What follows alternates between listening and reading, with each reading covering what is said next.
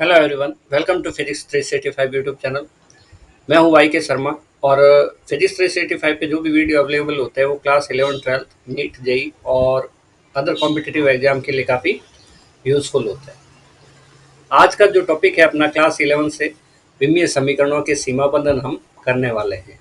और ये first chapter का 29 नंबर वीडियो है। डिस्क्रिप्शन में लिंक दिया हुआ है बाकी सभी वीडियो का। टॉपिक स्टार्ट करते हैं। विमीय समीकरणों के सीमा बंधन। अब विमीय समीकरण क्या होता है कि किसी भौतिक राशि को अगर हम एम एल और टी के रूप में प्रदर्शित करें तो उसका जो समीकरण बनता है वो विमीय समीकरण कहलाता है। जैसे बल के लिए हमारे पास होता है m1 L1 T-2। तो अगर हम बल का सूत्र लिखें तो उसमें द्रव्यमान m रिप्रेजेंट करता है द्रव्यमान को, L प्रदर्शित करता है लंबाई को और T प्रदर्शित करता है समय को। तो द्रव्यमान एक बार आता है बल के सूत्र में, लंबाई एक बार आता है और समय दो बार आता है। माइनस इसलिए प्रदर्शित किया जाता है कि ये अपॉन में आएगा, बटा में आएगा, ऊपर जाएगा तो पावर में -2। तो ये जो चीज़ बनी है इसे हम विमीय समीकरण कहते हैं। किसी भौतिक राशि को एम एल और टी के रूप में प्रदर्शित करते हैं तो उसको हम भौतिक समीकरण, ये विमीय समीकरण कहते हैं। अगर हम m1 L1 T-2 लिखते हैं तो इसे हम विमीय सूत्र कहते हैं। और ये जो घातें लगाई जाती है इन घातों को हम विमाएं कहते हैं। जैसे हम बोलेंगे बल की द्रव्यमान में विमा 1 है, लंबाई में विमा 1 है और समय में विमा कितनी है, -2। तो ये सारी चीज़ें इस प्रकार है। टॉपिक ये है हमारा कि विमीय समीकरणों के सीमा बंधन क्या है, मतलब ऐसी कौन सी चीज़ें हैं जो विमीय समीकरणों की सहायता से नहीं की जा सकती। पहला देखते हैं हम। पहला है हमारे पास कोई भी विमाहीन नियतांक है, ठीक है। विमीय विधि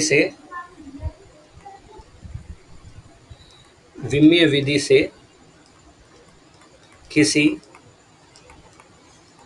विमाहीन नियतांक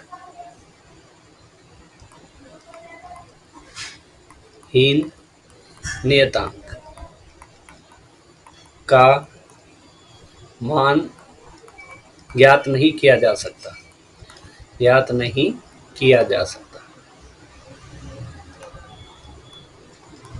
किया जा सकता है। उदाहरण देखते हैं कि हमारे पास सरल लोलक के आवर्तकाल का सूत्र है 2π√L/g। बहुत सारे सूत्र है जिसके अंदर कांस्टेंट आता है। तो अगर हम इसकी सत्यता की जांच करें तो 2π एक विमाहीन राशि है, इसके बारे में हम कुछ भी नहीं कह सकते। तो अगर सत्यता की जांच करें तो हम ये नहीं बता पाएंगे कि ये 2π सही है या गलत है।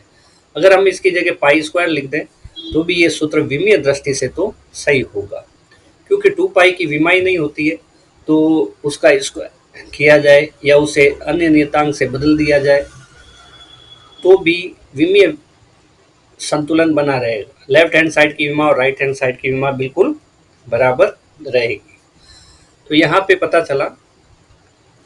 और भी देख सकते हैं, एक सूत्र होता है लैम्बडा बराबर 0.693 अपॉन आवर्तकाल टी, क्षय नियतांक है ये।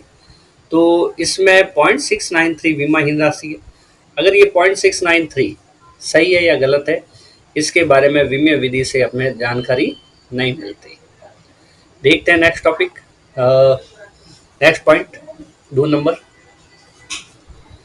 इसमें है हमारे पास कि यदि कोई भौतिक राशि,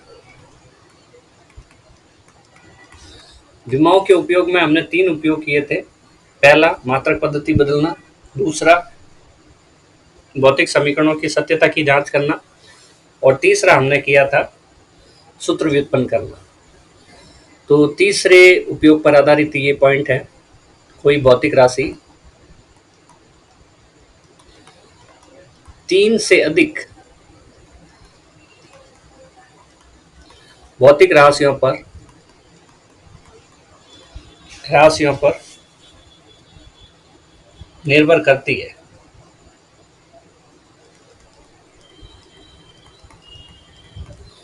निर्भर करती है तो उनके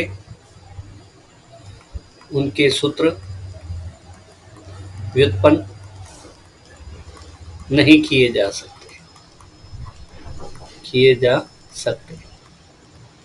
ठीक है। तीसरा पॉइंट हम ये भी कह सकते हैं कि हम उन सूत्रों को भी व्युत्पन्न नहीं कर सकते जिसमें विमाहीन नियतांक आते हैं। हम उन सूत्रों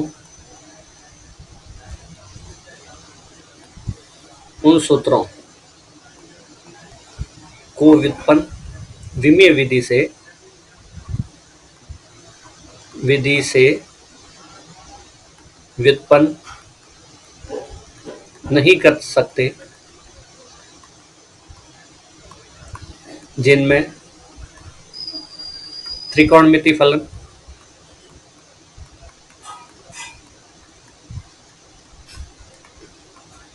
और कौन से हो सकते हैं, चरघातांकी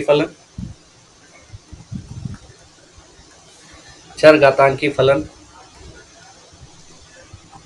त्रिकोणमिति फलन का मतलब हुआ साइन थीटा कॉस थीटा इस टाइप के, और चरघातांकी फलन का मतलब हुआ e की पावर में x आता है वैसे।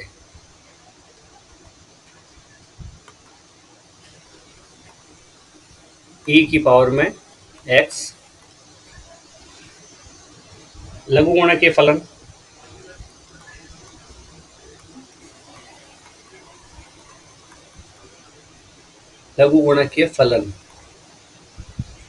हमने क्या लिखा, हम उन सूत्रों को विमीय विधि से व्युत्पन्न नहीं कर सकते जिनमें त्रिकोणमिति आदि लिख देते हैं, आदि का उपयोग होता है। ऐसे सूत्रों को व्युत्पन्न नहीं कर सकते। उदाहरण देखते हैं। विस्थापन, किसी कण के विस्थापन का सूत्र होता है कण का विस्थापन।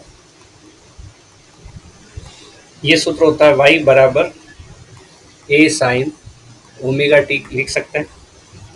तो इस सूत्र को व्युत्पन्न नहीं कर सकते। रेडियो एक्टिव क्षय का नियम है, रेडियो एक्टिव क्षय, ये सूत्र है, ध्यान में रखना है। इसमें चरघातांकी फलन का उपयोग होता है n0 e की घात माइनस लैम्बडा टी। यहाँ पे n नाभिक है, शेष बचे हुए n नॉट जो है अधिकतम नाभिक है, और लैम्बडा क्षय नियतांक है। इसके अलावा साइन थीटा कॉस थीटा के फॉर्मूले भी हो सकते हैं, तो उनको यहाँ से विमीय विधि से व्युत्पन्न नहीं किया जा सकता। नेक्स्ट, यदि हमारे पास लेफ्ट साइड में या राइट साइड में एक से ज्यादा पद हो, कितने नंबर है, 3-4 नंबर है। यदि भौतिक समीकरण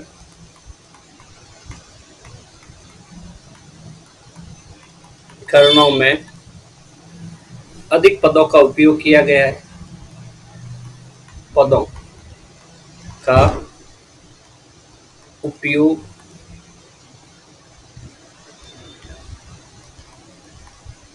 किया जाता है, तो उनके सूत्र व्युत्पन्न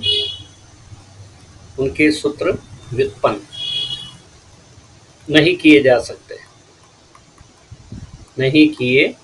सकते, लेकिन सत्यता की जांच की जा सकती है,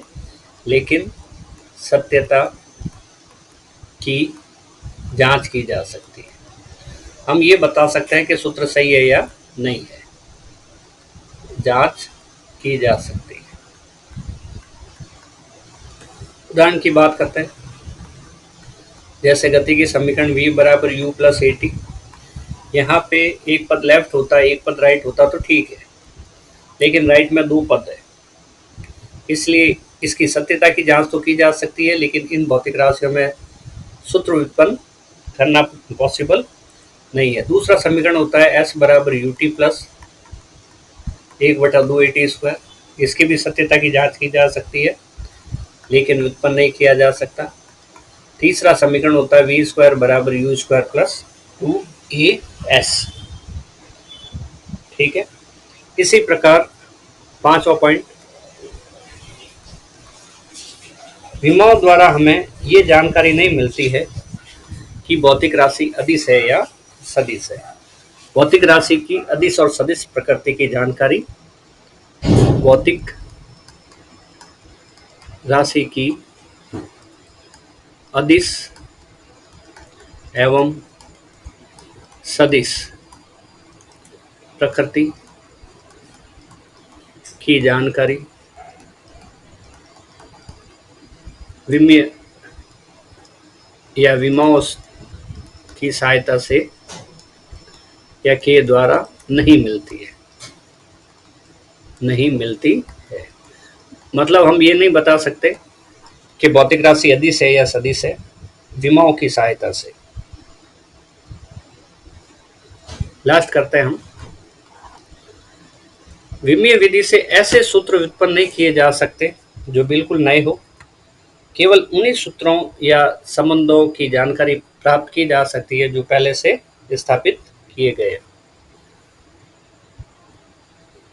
तो हम लिखते हैं विमीय विधि द्वारा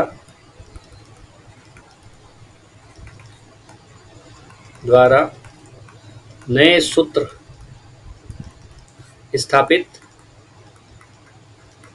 नहीं किए जा सकते।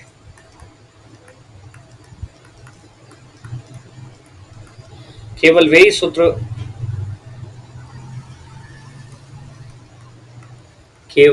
वही सूत्र स्थापित किए जा सकते हैं जो पहले से स्थापित है। केवल पहले से स्थापित सूत्र ही प्राप्त किए जा सकते